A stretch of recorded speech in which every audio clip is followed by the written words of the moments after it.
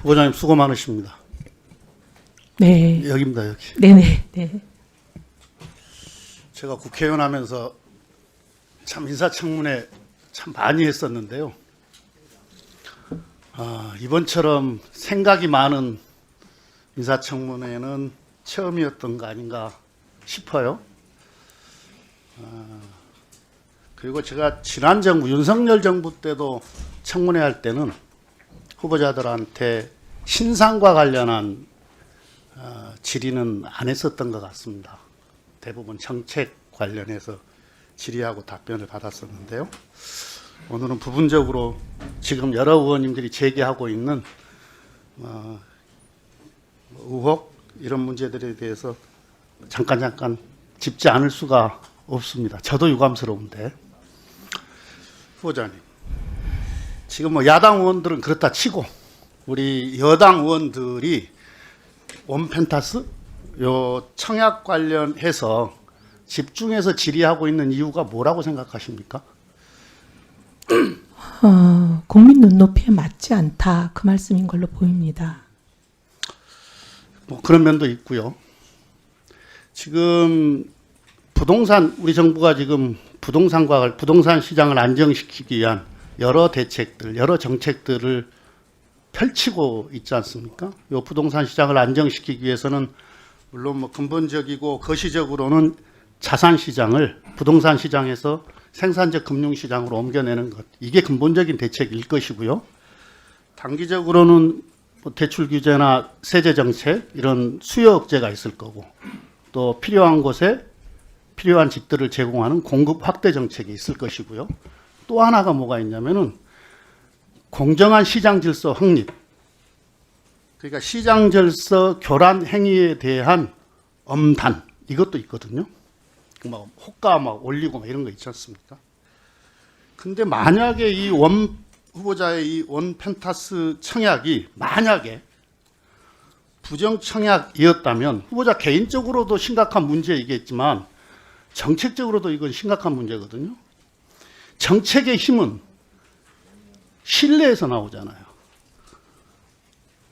근데 만약에 이게 장관 후보자께서 이게 부정 청약이었다 이렇게 된다면 이 정책 우리 정부가 펼치는 정책이 힘을 잃을 거 아닙니까?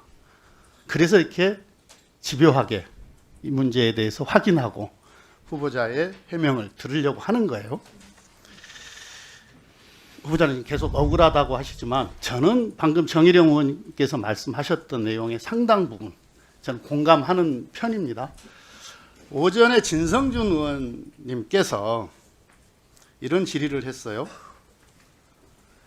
전입 신고하지 않고 그냥 세종에 있는 직장에 계속 다닌 것, 주민등록법 위반 행위 변명이 안 된다. 그런 사정을 이용해서 주택 청약했다. 원펜타스 이전에도 이렇게 하니까 후보자께서 원펜타스 이전에 저는 한 적이 없다. 이렇게 답변을 하셨어요. 사실입니까? 저는 일반 분양 청약을 한 적이 없습니다. 이거 뭐죠? 소위 줍줍이라고 하는 무순위. DH 퍼스티어 아이파크 청약한 네. 거 이건 뭐죠? 이건 물론 네, 그게 뭐 무순이라는 건데요. 낙점 내긴 아니 그거는 네. 이제 무순이라는 건데요. 그러니까 가점을 따지지 않는 그냥 청약입니다. 소위 이제 속된 말로 그러니까 뭐 줍줍이라고 자격 상관없이 그냥 자격 상관없이 점수 없이 신청할 하는. 수 있다. 네, 아무나 하는 거. 그럼 네. 또 이 질문 하나 해볼게요.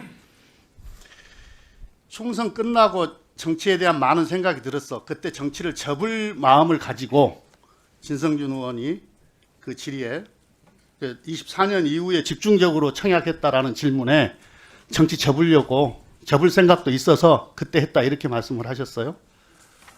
방금 말씀드렸던 DH 퍼스트 아이파크 이건 총선 후입니까 전입니까?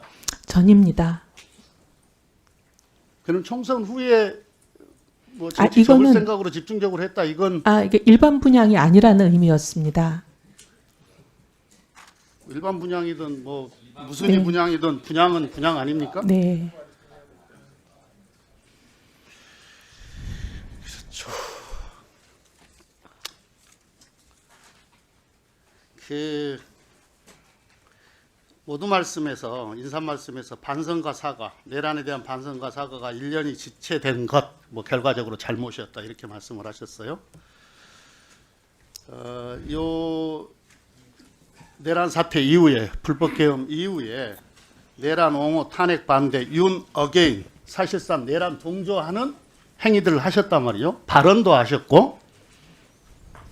그런데 헌법재판소 탄핵 판결을 보고 많은 생각이 있었다. 이렇게 이제 생각이 바뀐 시점을 그때 그렇게 말씀을 하셨는데 두 가지 생각이 들었어요. 지명 직전까지 당협위원장을 하셨잖아요. 근데 헌법재판소 탄핵 판결을 보고 뭐 많은 생각이 있었다. 이렇게 생각이 바뀌었다. 이런 취지였다고 한다면 그게 진정으로 그런 생각이 있었다고 한다면 그 시점에 당협위원장도 그만두고 그 세력으로부터 이탈을 했어야 그 말이 진실이구나 이렇게 믿지 않을까요? 네. 근데 이탈하지 않으셨어요? 당협위원장 활동을 하셨어요. 네, 그 말씀에 대해서는 뼈 아프게 생각하고요. 그래서 제가 1년 동안 용기를 내지 못한 부분에 또 사과를 드렸습니다. 네, 그다음에 네. 또 하나요. 네. 그러니까 이제 그렇게 뭡니까? 근데 탄핵 판결 이후에는 제가 모든 예, 공개적인 비상계엄 발언을 이후에 안 했습니다. 사실상 내란 옹호 활동을 하셨는데 그 판단이 부족했다. 판단력이 네. 부족했다 이렇게 말씀을 하셨는데 국무위원이 되실 건데 만약에 청문회를 통과하게 된다면 만약에 그 불법 게임 그날 12월 3일 이 정도의 판단력이 갖고 계신 분이 그 현장에 있었다면 후보자는 어떤 행동을 했을까라는 생각을 한번 해봅니다. 동조, 가담, 혹시 그런 행동을 하지 않았을까? 이런 정도의 판단력이라면 이런 생각 우리 국민들이 하지 않겠어요? 네, 부족했던 점을 인정하는데 의원님 이런 점이 좀 있습니다. 그때 제가 외국에 있었고 한국 사정이 좀 어두웠던 아니, 것도 외국에서 있습니다. 갔다 와서 내용 다 알았잖아요. 아, 갔다 와서 한참 동안을 네, 근데 이제 사실상 내란 동조 활동을 하셨잖아요. 네, 그런데 그때는 양쪽 말이 너무 달라서 솔직히 판단이 어려웠습니다. 근데 제가 내부에 있었다면 훨씬 더 정확한 정보를 가지고 옳은 판단을 했을 거라고 봅니다. 네. 네. 1분 전. 뭐 지역적인 문제예요. 네, 왜냐하면 제가 발언을 끊었습니다. 그때부터. 아니 개혁 내란 동조 활동 사실상 내란 동조 활동이 집회에 나가서 한 거고 무슨 회의 때 이야기한 거지 방송에 나가서 이야기한 적 없다 이렇게 답변을 하셨어요. 예, 4월 4일 이후는 방송 안 아니 갔습니다. 그 전에 그 전에 계엄 직후에 계엄 직후에.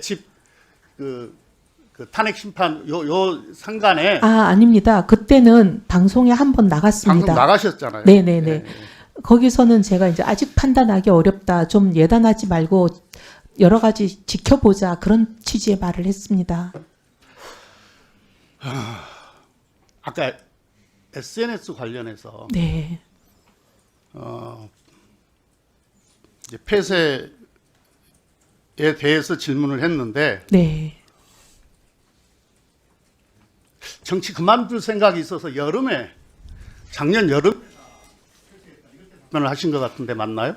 네, 제가 우리 직원에게 여름쯤에 그거 다 폐쇄하라고 얘기했었습니다. 다 닫으라고. 그거 언제 폐쇄했는지 본인은 알 수 있을 것 같은데 지금 열어보면. 제가 실은 이런 말하면 죄송하지만 제가 아이디도 없고 비번도 없고 주로 이제 직원들이 그러니까 합니다. 그걸 알려고 하면 알아보겠습니다. 뭐냐면은 예. 근데 의원님 이거 다 저는 삭제하신 거예요. 숨김 기능이라는 게 있거든요. 숨김 기능이 있고 폐쇄할 수 있는 건데. 제가 삭제하라고 그랬는데 어떻게 됐는지 알아보겠습니다. 보통 이게 이제 우리도 정치하지만 요 SNS 전체가 아카이브 아닙니까? 우리로 치면. 네. 그런데 의원님 저는 제가 그게 여름입니까? 아니면은 지명 후입니까? 저는 아닙니다. 제 기억에는 분명히 당에 전당대회 끝나고 났던 걸로 기억합니다. 그럼 여름일 겁니다, 아마. 한번 예. 그 본인 건 확인해 볼 수 예, 있는 것 제가- 같아요. 저도 뭐 기술적인 거 잘 모르긴 예. 하는데 근데 이제 그 관리하던 직원이 국민의힘 소속이라 지금은 제가 그 직원에게 뭐라고 말을 할 수가 없습니다. 예. 네.